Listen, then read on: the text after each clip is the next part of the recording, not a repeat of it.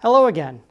Now let's talk a little bit about the basics of essay writing. Some of this may be a little bit of a review from what you learned in high school, but this may also give you some new ideas about what an essay should actually look like. So as you sit down to take your placement test, you'll have a very good sense of what it is that we're looking for so that you can get that 3 on the placement test. Essays in general have 3 specific parts to them: an introduction, a body, and a conclusion. For your placement test, let's talk first about the introduction itself and what some general guidelines are for actually writing an introduction. Now, one of the most important things that you want to do is you want to acknowledge the passage that you were originally given. So in our example, we were looking at a passage written by Reed Timmer from his autobiography, Into the Storm. You might talk a little bit about what you learned from that passage or what the main idea of the passage was. And then what you want to make sure that you do is you directly acknowledge which option you're going to explore in your essay.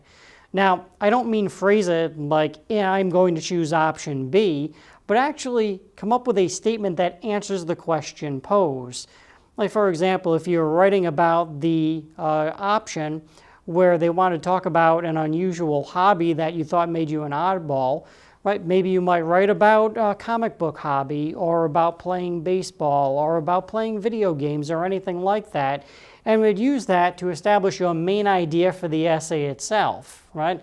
A main idea statement or a thesis statement is basically really a one-sentence summary of what you're going to talk about in the essay itself, so that your reader is prepared for that, so that they know what your main ideas are going to be going forward. And so it doesn't leave them asking a lot of questions about, well, what is this piece of writing about in the first place, right?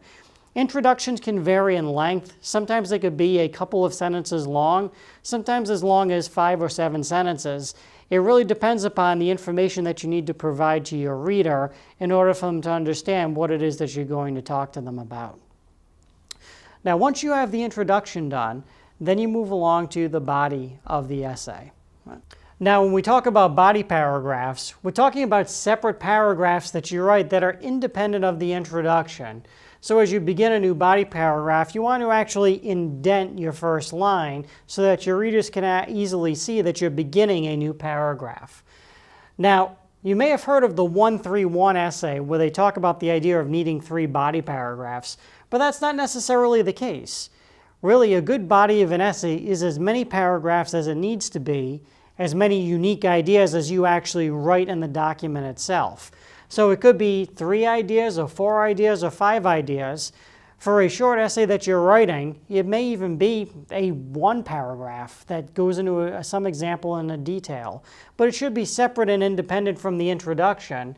But it should also be related to it. It should not have an entirely separate idea that has nothing to do with the thesis statement that you have presented in your introduction. Body paragraphs typically begin with a main idea sentence or a topic sentence, which basically sums up what the entire paragraph is going to be about. So again, your reader has a sense of what direction the paragraph is actually going in. That's usually followed by a series of supporting details.